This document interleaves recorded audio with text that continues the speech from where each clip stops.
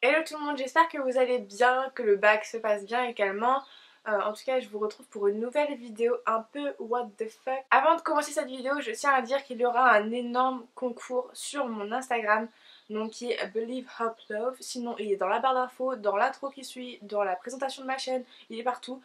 En tout cas, voilà, il y aura un très gros concours avec, je sais pas, du Too Faced, du Huda Beauty, des trucs comme ça. Je vous laisse un peu...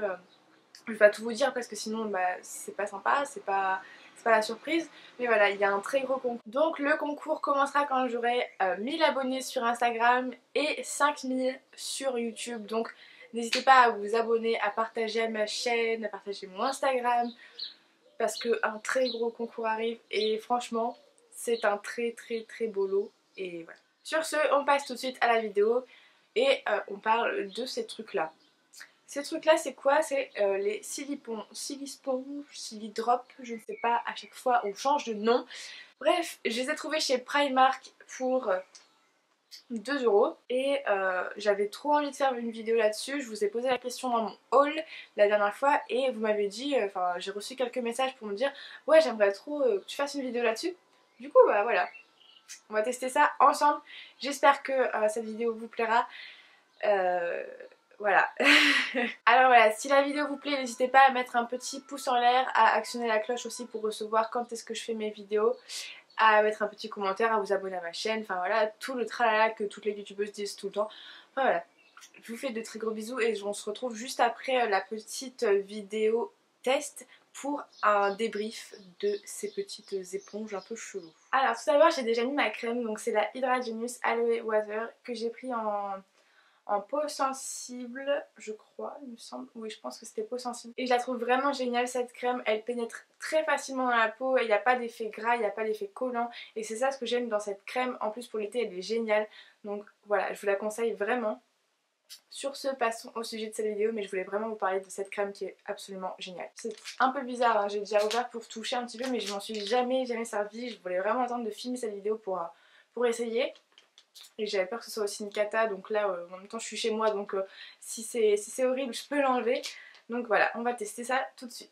Donc ça se présente comme ceci, ce sont des petits coussins en silicone, on dirait un peu de, vous savez, les baleines là qu'on met dans le soutien-gorge. Mais non, c'est pour le visage. Après je trouve que ça doux, en tout cas sur le visage c'est assez doux. C'est plutôt malléable, on peut le pincer, voilà, c'est facile à mettre sur le visage, en tout cas c'est mou on va dire. Allez c'est parti. Comme fond de teint je vais pas changer d'habitude, je vais mettre le même, le Clinique Anti-Blemish Solution que j'ai en teinte 2, Fresh Ivory. Donc c'est un fond de teint absolument génial, il ne se voit quasiment pas sur la peau, il fait vraiment très naturel et pourtant il est assez couvrant et c'est ça ce que j'aime dans ce fond de teint, il se voit presque pas alors qu'il est couvrant et je l'adore. Il fait un effet peau nue mais genre voilà, j'adore. Et en plus il tient très bien et je l'adore. Voilà, il n'y a rien à dire de plus. Donc je vais en mettre un petit peu, je pense que, je sais pas si vous verrez bien. Alors là on a le bout arrondi et là on a un bout un peu avec une petite... un petit bord sur le côté et je pense que c'est le bout arrondi qu'il faut utiliser pour appliquer le fond de teint.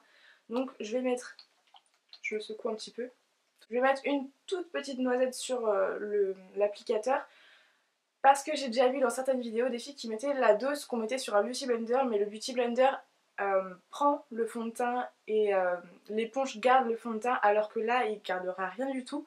Donc je vais en mettre très peu. Merde, j'ai taché mon lit.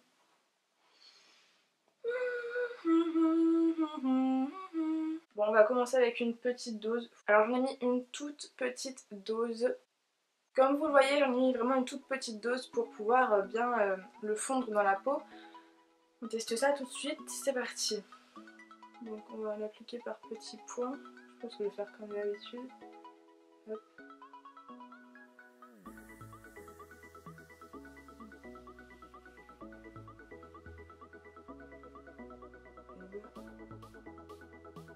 Pour l'instant, ça passe encore. Pour l'instant, je vais juste étirer. Après, je finirai.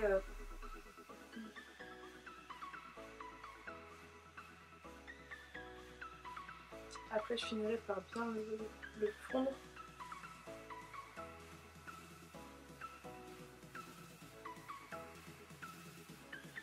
C'est pas très pratique pour le nez, j'avoue.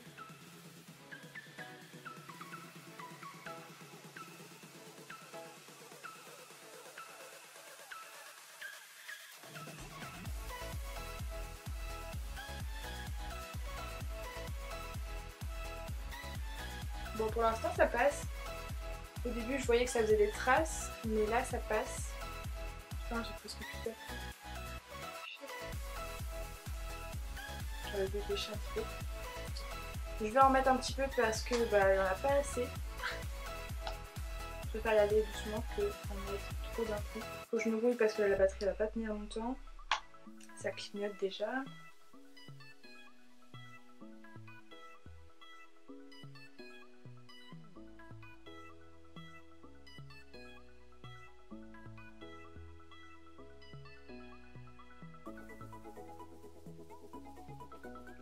Là il y a déjà un peu plus de matière et directement ça fait des traces. Ça fait pas super joli. Ah, ça se voit carrément. C'est pas beau. C'est pas beau du tout. En tout cas sur les joues ça fait très très moche.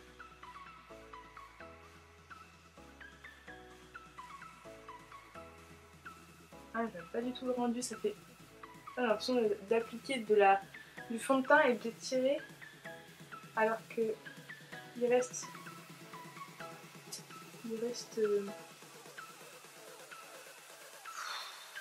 oh, c'est pas beau.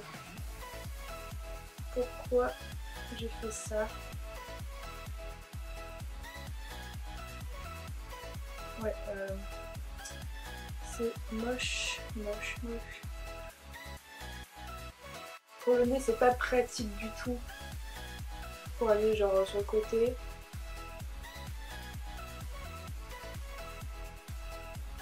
J'ai l'impression que j'ai des croûtes de fond de teint, ça s'applique pas bien, ça se fond pas dans la peau.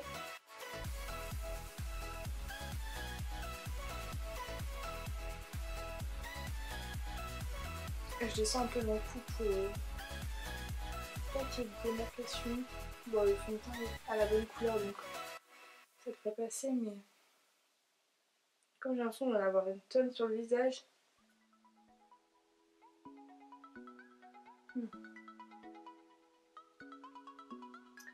C'est très très long aussi à bien estomper.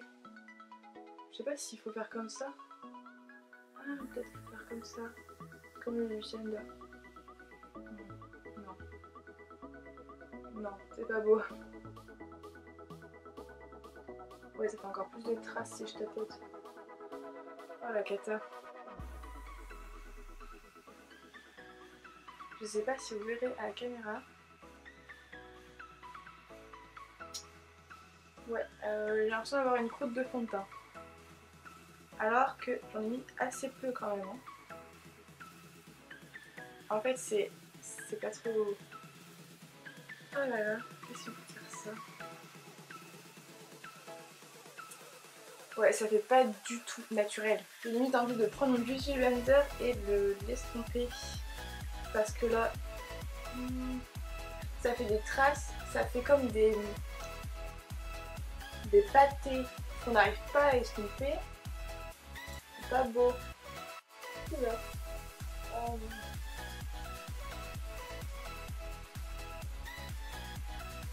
Puis maintenant mon fond de teint il a séché donc du coup séché, il a un peu adhéré à la peau, c'est-à-dire qu'il va pas si bien s'étaler.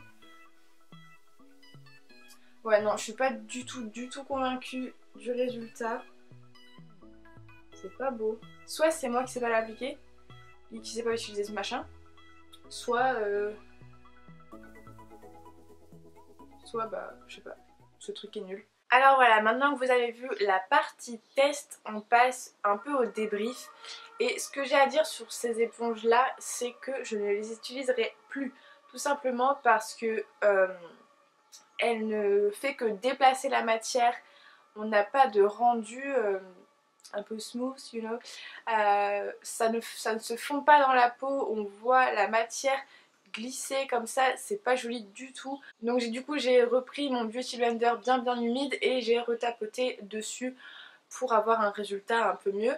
Je trouve que c'est carrément mieux avec le Beauty Blender, franchement il n'y a pas mieux, il n'y a pas photo.